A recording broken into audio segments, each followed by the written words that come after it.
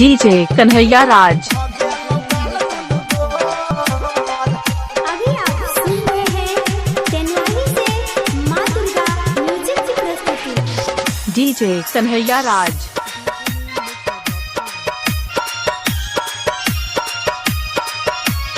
Music by Sanjay Samrat.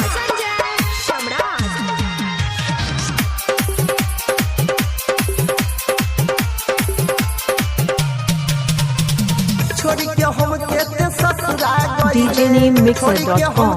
DJ Kanhaiya Raj. मन लेना बतिया मोर ये छौरी को नकीरी म लगेला ये छौरी को नकीरी म लगेला भगे लौगाल दुनु गोर ये छौरी को नकीरी म लगेला भगे लौ सामान तोहर गोर छोड़ी के हम केते ससुरा गइले छोड़ी के हम केते ससुरा गइले हे मन लेना बतिया मोर ये छौरी को नकीरी म लगेला ये छौरी डीजे कन्हैया राज। भगे लौगाल दुनु गोर ये छौरी को नकीरी म लगेला भगे लौ सामान तोहर गोर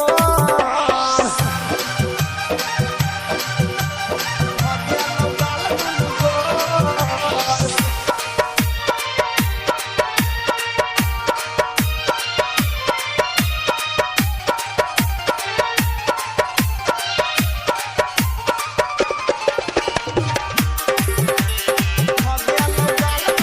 डीजे कन्हैया राज।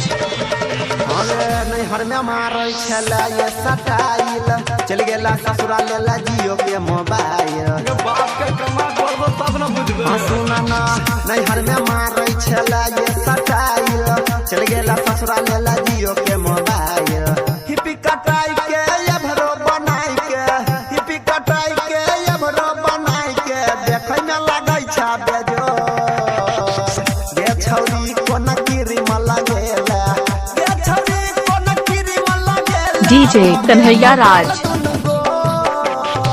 ये छौरी को नकीरी म लगेला भगे लौ सामान तोहर गोर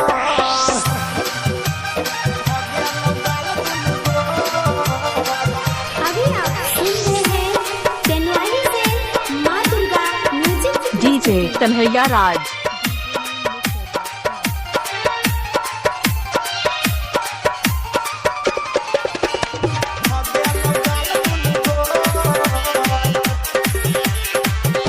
डीजे कन्हैया राज। छला छियौ न भरानी जी फोन करके गोरी करा बाब छलाई जी